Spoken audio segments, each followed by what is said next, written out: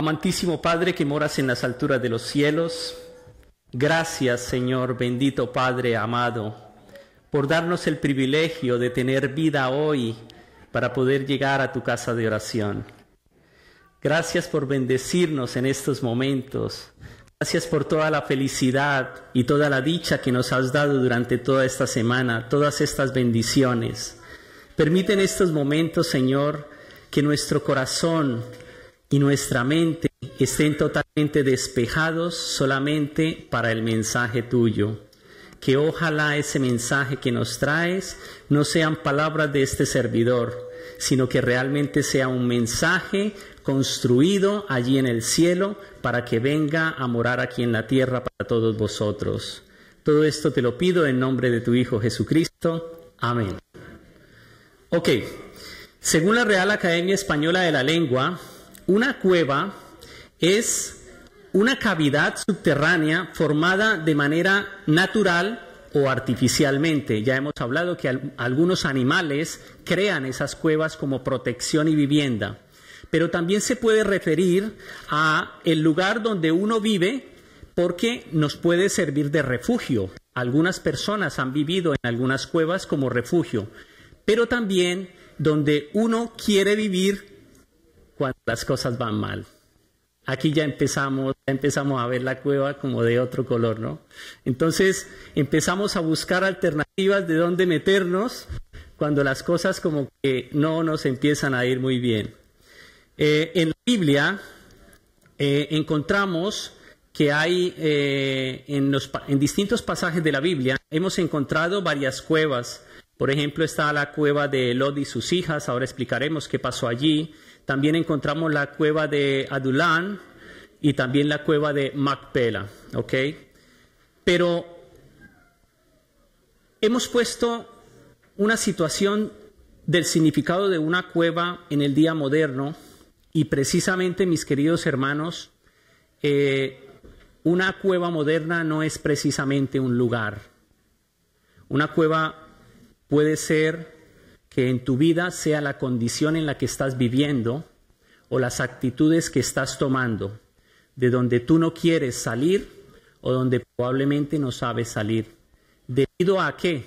Debido a los problemas, a las pruebas y a la presión que sientes cada día por algún motivo, por alguna circunstancia que estás llevando, por algún motivo que continúas arrastrando.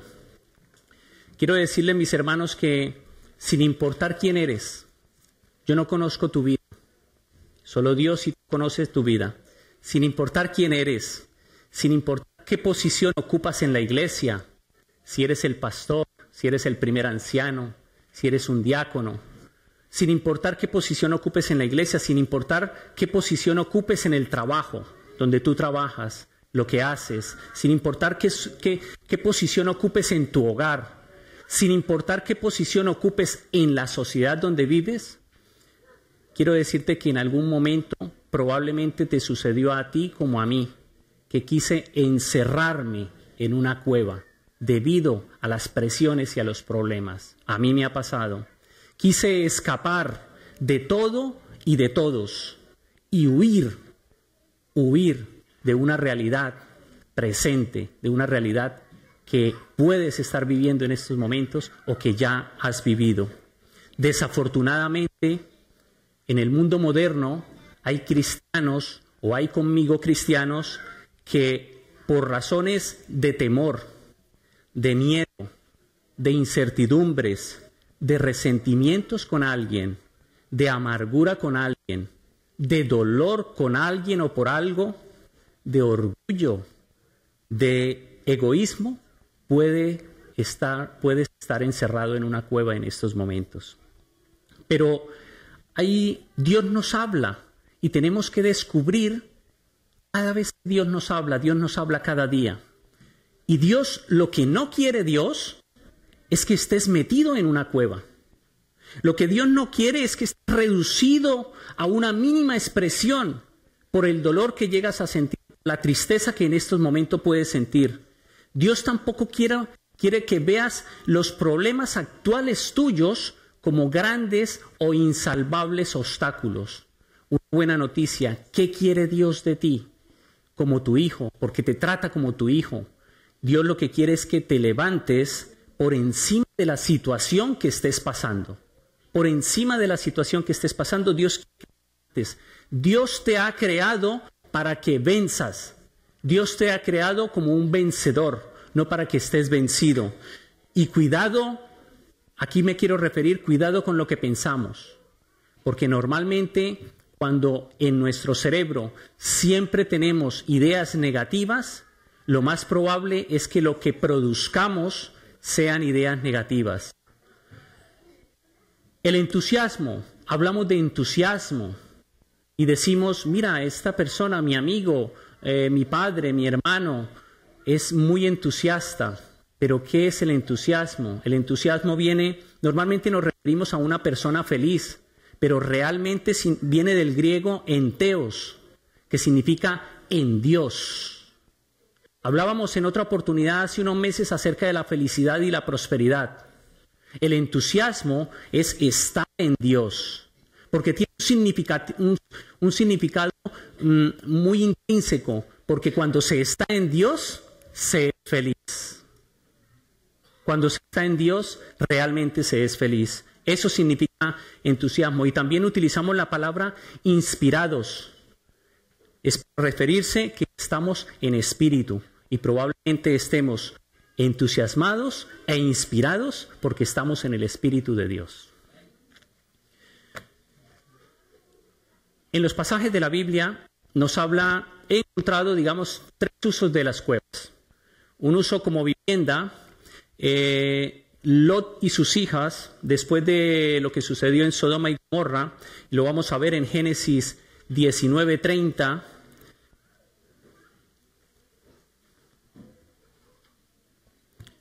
Génesis 19:30 nos dice, vemos cómo una cueva fue usada como vivienda y dice lo siguiente: pero Lot subió de Zoar y moró en el monte, y sus 2 hijas con él, porque tuvo miedo de quedarse en Zoar, y habitó en una cueva él y sus 2 hijas.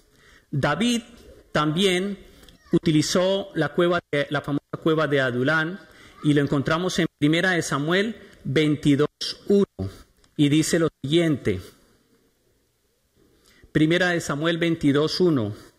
Yéndose luego David de allí, huyó a la cueva de Adulán, y cuando sus hermanos y toda la casa de su padre lo supieron, vinieron allí a él. Estas personas convirtieron la cueva en una vivienda. Y probablemente nosotros todos hemos estado viviendo en cuevas para que nuestras obras no fuesen descubiertas. Pero mire lo maravilloso que es Jesús, y nos habla en Juan 3, 19, 21.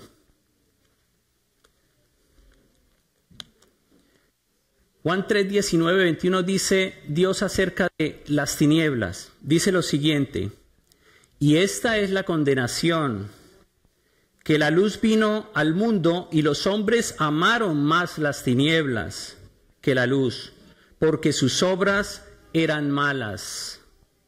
Porque todo aquel que obra el mal aborrece la luz y no viene a la luz para que sus obras no sean regardidas, es decir, no sean contrastadas entre lo que habla y lo que dice, reguardidas. Pero el que practica la verdad viene a la luz para que sean manifiestas sus obras que han sido hechas según Dios.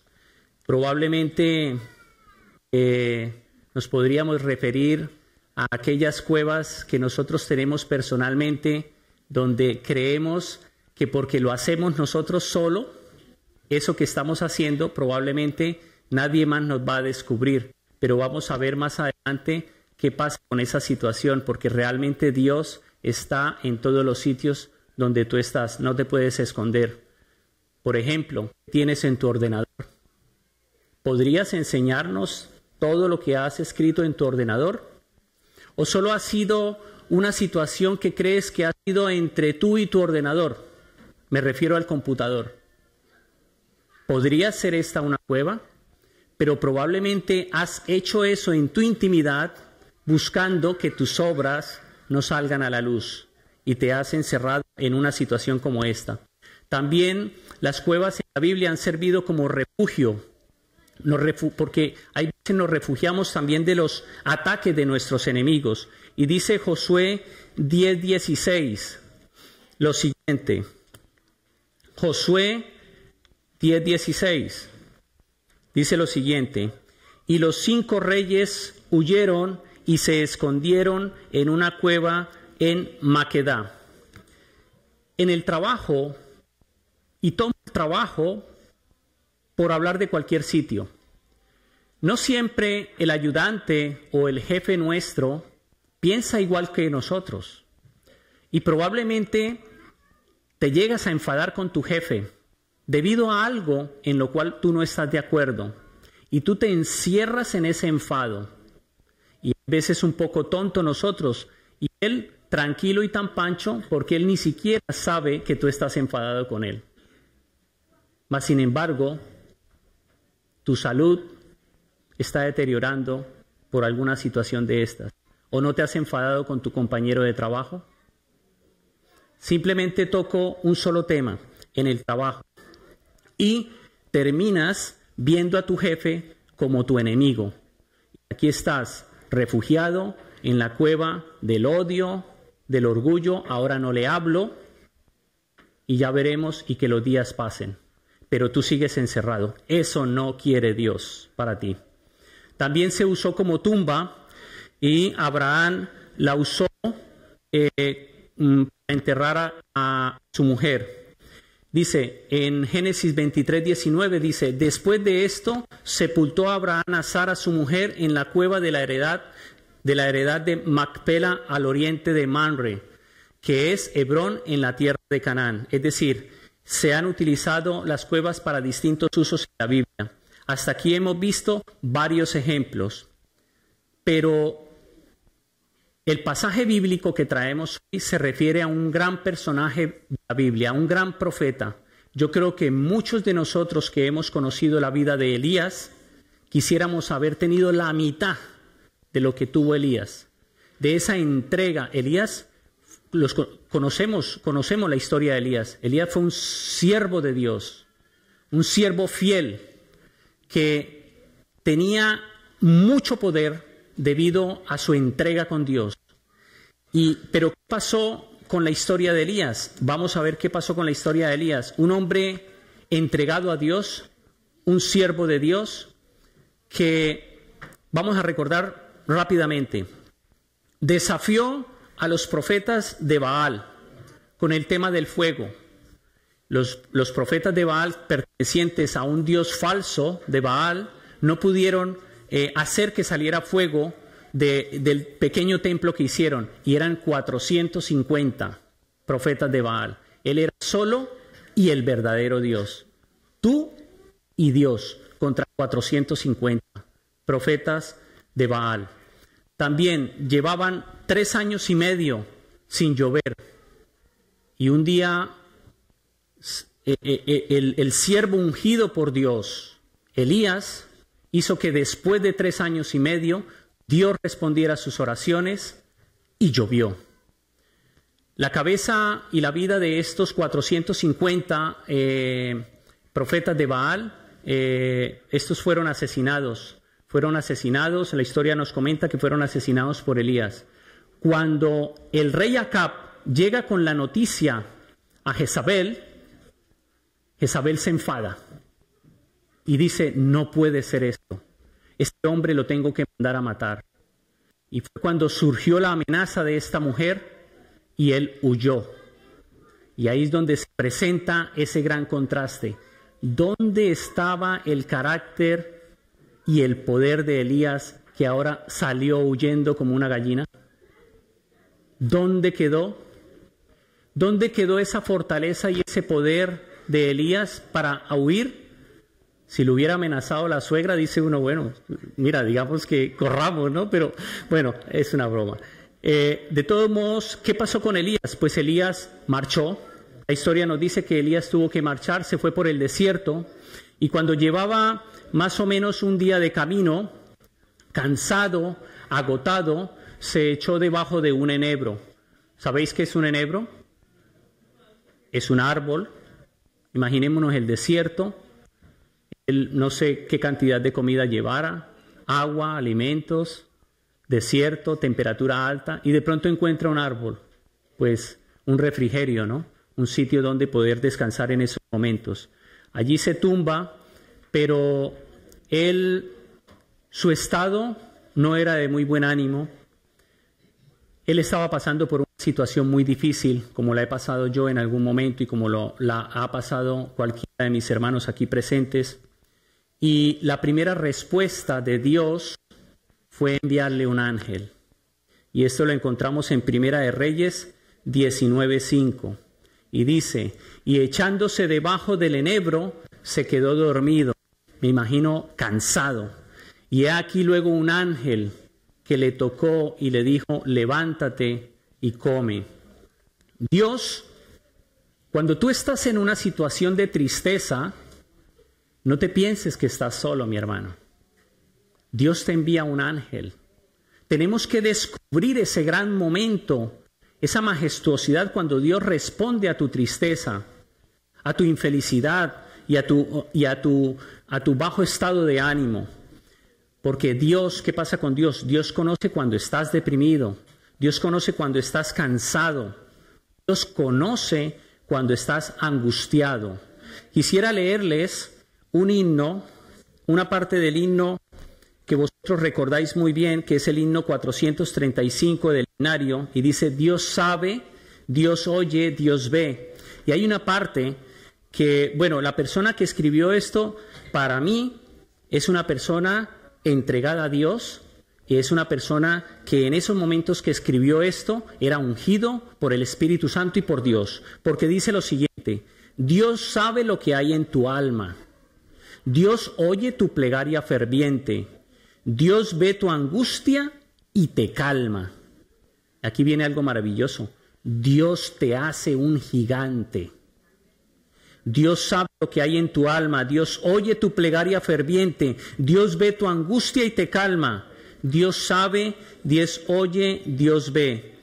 Y termina diciendo este himno. Es maravilloso este himno. Y termina diciendo, entrega tus planes a Dios. Es maravilloso este himno. Luego, después, también encontramos otro pasaje en la Biblia donde Dios le envía un ángel, pero ya no a cualquier mortal. Se lo envía a Jesucristo. ¿Saben cuándo? En el Getsemaní, muy bien. En el Getsemaní Dios le envía un consolador a Jesucristo. Antes de ser entregado le envía ese consolador. Le envía ese refrigerio de vida, sabiendo que la voluntad de Dios ya era esa, de estar crucificado y muerto. Dios le envía el ángel, le envía un mensajero. Y los ángeles son espíritus ministradores al servicio, pero solo exclusivo de unos, de los herederos de la salvación. Solo para ellos está destinado ese grupo de ángeles. Luego, posteriormente, ¿qué sucedió? El ángel le prepara comida. O sea, no solamente Dios le envía un ángel para animarte, mi hermano. No solamente eso, sino que en Primera de Reyes 19:6, encontramos, dice lo siguiente. Entonces él miró y he aquí a su cabecera una torta cocida sobre las ascuas y una vasija de agua, y comió y bebió y volvió a dormirse. Bueno, aquí hay una cosa interesante. Es decir, Dios te envía el mensajero, porque estás en una tribulación en estos momentos y en una tristeza. Pero aparte de eso, Dios, sabiendo que estás deprimido, cansado y angustiado, Dios conoce dónde estás. Te ubica sin preguntarte. Dios conoce lo que te hace falta. Elías estaba en el desierto. ¿Qué mejor que un plato de comida? Agua. Dios conoce lo que te hace falta. Te lo pone y te lo envía. También te da palabras de aliento, y lo encontramos en Primera de Reyes 19:7, y dice lo siguiente: Y volviendo el ángel de Jehová la segunda vez, lo tocó diciendo, levántate, mi hermano, y come, y porque largo camino te resta. En medio de esa preocupación, mi querido hermano, probablemente no va a ser fácil salir de allí. Pero ahí estaba el ángel con Elías para confortarlo y para enseñarle que él estaba con él, que Dios estaba con él. También Dios conoce tu necesidad, mi querido hermano. Dios conoce tu estado de ánimo. Dios conoce cuándo te faltan fuerzas para continuar. Dios conoce cuando estás solo. Dios conoce cuando estás decepcionado. En resumen, Dios no te abandona. Dios no te desampara. Él te lo prometió. Está prometido aquí en este libro, en la Biblia. Y eso se va a cumplir porque Dios es serio y Dios cumple sus promesas. Pero había un detalle, otro detalle que surge de esta historia, y es que se necesita de todo esto. Elías necesitaba pasar por toda esta situación para que renovara la visión, para que comprendas el plan de Dios y puedas seguir adelante. Posteriormente, Elías come. Bueno, pero previamente habíamos leído que comió y se volvió a quedar dormido. Yo no sé si a vosotros os ha pasado esto. Yo siento la presencia de Dios y yo no sigo dormido. Pero ese era Elías. Viene el ángel, le toca, lo anima, le da lo que le hace falta y el tío tan pancho sigue durmiendo. ¿Cómo puede ser esto, mi querido hermano? ¿Cómo puede ser que Dios se manifieste en tu vida a través de un ángel, de tu ángel protector, que venga a por ti Dios de la mano, que te envía un mensajero y sigues tan tranquilo en medio de tu problema? Ahí seguía Elías, tumbado, triste y con temor. Pero probablemente esa ha sido nuestra vida. No hemos respondido al primer llamado de Dios. Luego, Elías al final como que empieza a reaccionar. Y Elías entonces come, se levanta y entonces empieza a caminar durante 40 días y 40 noches. Y en Primera de Reyes 19:8, Elías llega al monte Horeb. Primera de Reyes 19:8 dice lo siguiente: se levantó pues y comió y bebió, y fortalecido con aquella comida, caminó 40 días y 40 noches hasta Horeb, el monte de Dios. ¿Recordáis qué es el monte Horeb? ¿Por qué se le llama el monte de Dios? ¿Por qué? Correcto. El monte de Horeb se le llama monte de Dios porque es el monte significativo donde Moisés recibió las tablas de la ley. Pero es el monte especial que Dios en la tierra seleccionó para manifestar el poder y la benignidad de Dios hacia la humanidad. Es el sitio escogido por Dios. Por eso se le llama monte de Dios. Y Elías llega allí, lo toca el ángel primera vez, vuelve y le habla el ángel por segunda vez, y llega allí al monte Horeb y se encierra en una cueva. Él sigue en su situación de capa caída, sin ánimos. Ya le había hablado Dios por una vez con el mensajero, por segunda vez con el ángel mensajero, y él llega allí y se encierra en una cueva. Lo vemos en Primera de Reyes 19:9, y dice lo siguiente: y allí se metió en una cueva, donde pasó la noche, y vino a él palabra de Jehová, el cual le dijo: ¿qué haces aquí, Elías? ¿Qué haces aquí, mi hermano? A mí me causó una curiosidad. ¿Por qué Dios le pregunta qué haces aquí? Empecé a analizar esa pregunta gramaticalmente y les quiero poner un ejemplo. Encontré el motivo. Les quiero poner un ejemplo. Si yo ahora voy para la casa de Pedro, que vive en Mississauga, y ya he llegado a la calle de la casa de Pedro, de mi hermano Pedro, que íbamos a reunirnos para orar, Entonces, y yo estoy desde la calle, pero no logro identificar dónde está Pedro. Y entonces yo desde fuera digo, Pedro, ¿dónde estás? Eso denota que yo estoy fuera, que Pedro está adentro. Pedro, ¿dónde estás? Pero esa no fue la pregunta que le hizo a Elías. A Elías no le dijo, ¿dónde estás, Elías? Y tampoco le preguntó, ¿qué haces allá, Elías? ¿Qué haces allá adentro, Elías? Volvemos al ejemplo de mi amigo Pedro, que nos fuimos a reunirnos para orar. Yo de pronto lo veo por la ventana de la casa y yo estoy fuera y yo no le pregunto, hey, Pedro, ¿qué haces allá? La respuesta de Dios fue, la pregunta de Dios es, mi querido Elías, ¿qué haces aquí? Dios entró a la cueva de Elías. Esa es la respuesta. Dios se involucró en el problema de Elías y hizo una presencia personal de Elías.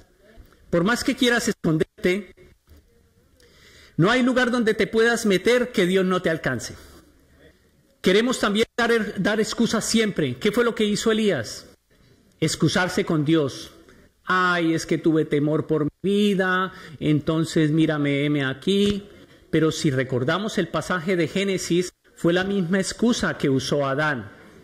Excusarse. Y hay una característica, un detalle en todas las excusas.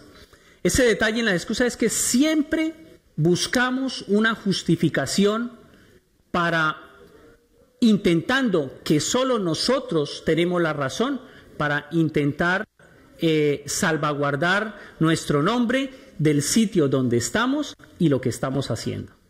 Siempre encontramos una excusa para quedar bien. Pero realmente tú y Dios sois los que sabéis realmente en qué andas. Yo tenía un jefe que cada vez que él descubría que alguien no estaba haciendo bien la faena, siempre decía, ¿y en qué andas? Probablemente podríamos cambiar la pregunta. Dios vio que Elías no estaba haciendo algo correcto y le pudo haber preguntado, tú Elías, ¿y en qué andas? Dios se manifiesta fuera de la cueva. Las cuevas modernas, como les vengo comentando, podría ser una situación de depresión, de tristeza, de oscuridad que en este momento estás pasando, de desaliento, de miedo, de temores, de amargura, de egoísmo, de flojera. Y diréis, pero ¿cómo así que flojera? Sí, flojera para trabajar. Hay veces pasa, mira, no os ha pasado, hay veces que conocéis una historia de aquel amigo que de pronto echaron del trabajo, por lo que sea, por el motivo que sea, y al día siguiente va a buscar faena. Y resulta que en la primera puerta que toca, le dicen que no hay faena. Y he escuchado personas que aquí se atreven a decir, estando en este país, no quiero decir de que se le den, pero es un país de oportunidades. Y si no, no estaríamos aquí. Y he escuchado personas que dicen que aquí no hay trabajo. O sea, hay personas que porque están encuevados en una tristeza, nos quieren contaminar a los que somos felices. Eso no puede ser. Y veremos cómo Dios selecciona siervos. Y vamos a ver en qué termina la historia de Elías, encerrado en esa cueva.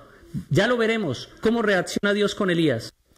Y entonces nos encerramos con el tema de la flojera, nos encerramos en una situación en que decimos, no hay trabajo, no hay trabajo, no hay trabajo. Y no voy a hacer nada, porque tocaron la primera puerta. Pero hay que insistir. Olvidémonos de aquella época donde Dios estaba delante de Moisés, abriéndole todas las puertas. Os quiero confesar mi versículo favorito. Como todo terrenal, yo tengo mis ilusiones en la tierra, pero mis ojos puestos en el cielo. Y hay un versículo que para mí combina las dos cosas, que es un mandato de Dios y una promesa al mismo tiempo. Lo encontramos en Josué, capítulo 1, versículo 9. ¿Os lo sabéis? Allí Dios no está diciendo Carlitos, ven aquí, vamos a hablar un ratito. Mira que si tú quieres, puedes trabajar, puedes esforzarte, puedes estudiar. ¡No! Allí dice, mira que te mando, que te esfuerces y seas valiente, que no temas ni desmayes. Y aquí viene lo maravilloso, porque Jehová tu Dios está donde quiera que vayas. Es precioso este versículo, pero es lo que Dios nos manda, es el mandato de Dios. Y Elías, aquí ensimismado, el Hijo de Dios, el hombre de gran carácter, el que una vez hizo que lloviera por la fe en Dios, aquí estaba, pobre tío, ensimismado, derrotado, triste. ¿Acaso no fue el mismo Dios el que hizo que lloviera, que no llovía durante 3 años? ¿No fue el mismo en el que tú creías, el que te sacó de esos problemas? ¿Y ahora qué? ¿Ahora desconoces a ese Dios? ¿Cómo se puede conjugar esto? Aquel Dios que te sacó un día de los problemas, ahora lo desconoces. Eso le ha pasado a Elías. Y no quiere decir porque te alejes de Dios. Puedes seguir con Dios y sientes la presencia de Dios. Pero caemos en debilidades. Elías cayó en pasiones y debilidades que le distorsionaron todo su camino. Él se fue por otro lado. Y Dios siempre tocando a la puerta para que regrese. Pero la manifestación de Dios fue muy sencilla. Y con Dios no se discute, ni se le argumenta, ni Dios se pone a argumentar contigo, mi hermano. Ahí lo vemos claramente en Primera de Reyes 19:11. ¿Cómo le dice? ¿Cómo le dice?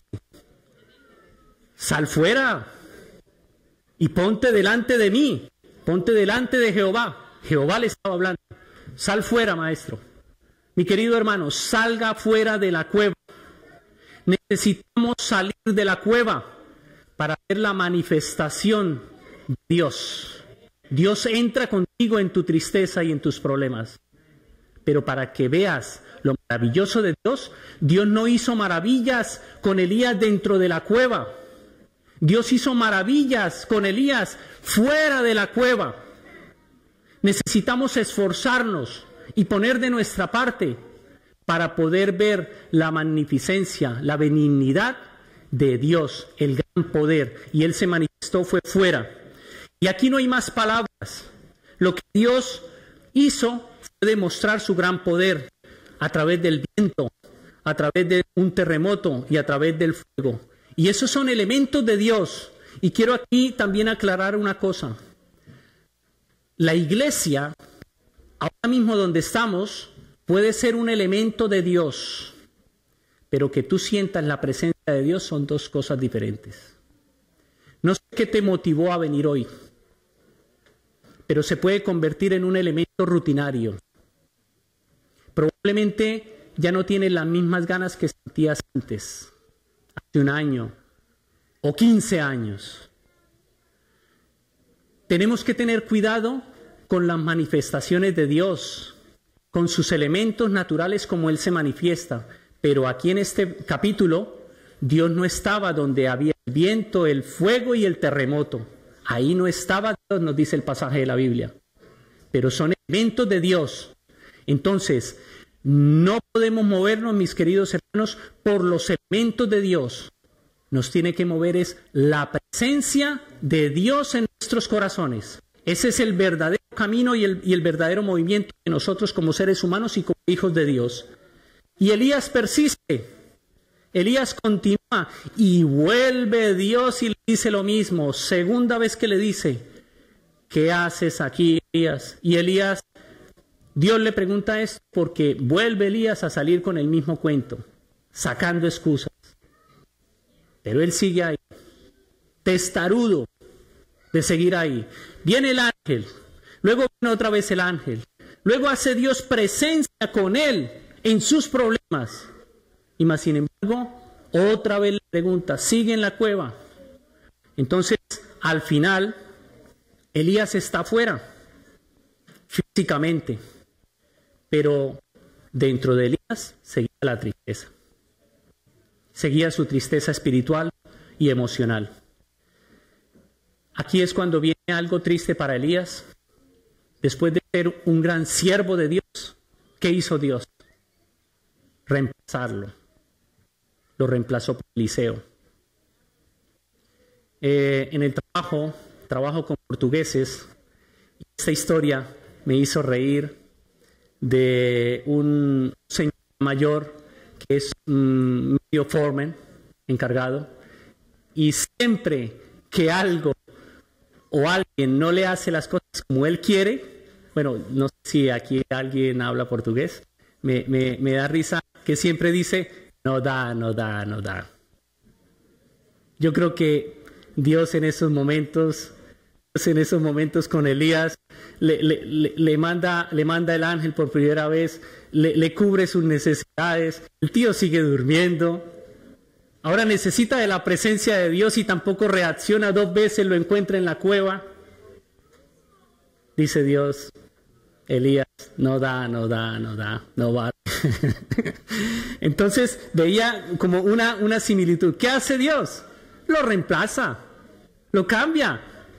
Y aquí es donde viene uno de los resúmenes interesantes. Mi querido hermano, en la obra del Señor, nadie es indispensable.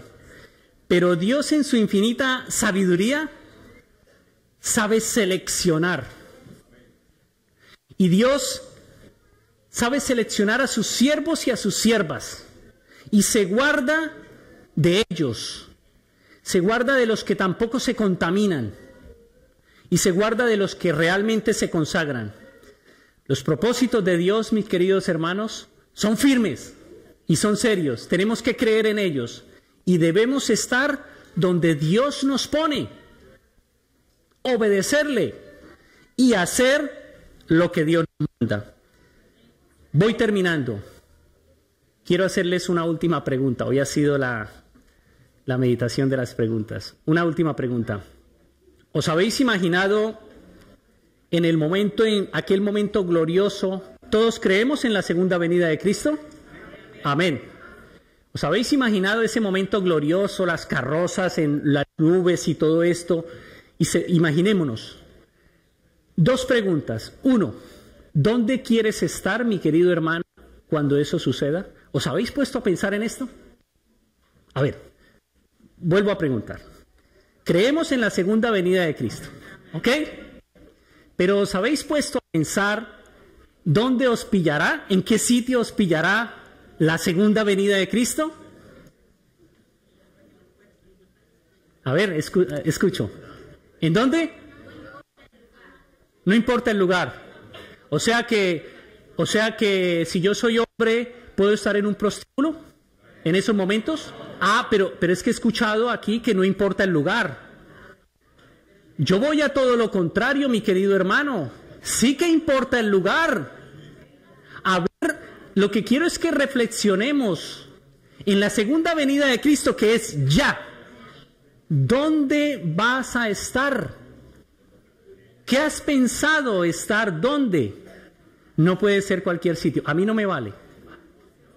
Normalmente tenderemos a escoger un sitio bueno. Alguien dirá en la casa, otro dirá en la iglesia. Ok, pero normalmente nadie va a decir en un sitio de dudosa reputación. ¿O sí? No, esto no podemos estar en una situación de estas. Ok, ya escogimos el sitio, el lugar. Ok, ahora la segunda pregunta es la que le hace a Elías. ¿Y qué haces aquí del verbo hacer? ¿Os habéis puesto a pensar qué estaríais haciendo en el momento en que viniera Jesucristo? Es ya, aparece, todo ojo te verá. ¿Qué queréis estar haciendo? A ver, quiero escuchar respuestas. ¿Perdón? Esperándolo. O sea, tú estarás ahí tumbada en el sofá, esperando que llegue. Ok, pero mi pregunta va hacia qué labor estuvieras haciendo. Unos dicen trabajar, estar trabajando, estar en mi trabajo honradamente. Otros dirán estar en la iglesia orando. Aquí esta pregunta se refiere a qué acción. Primero tocamos el lugar. ¿Qué sitio prefieres donde te pille Cristo en la segunda venida? La segunda pregunta es, ¿qué hacer en el momento en que aparece Jesucristo? Entonces es dos preguntas. ¿Dónde estás y qué haces aquí? ¿Ok? Entonces, ¿como alguien sabe cuándo viene Jesucristo? Ninguno lo sabe. Puede ser dentro de 5 minutos. Lo que quiero que reflexionemos es cuidado a los sitios a donde vamos.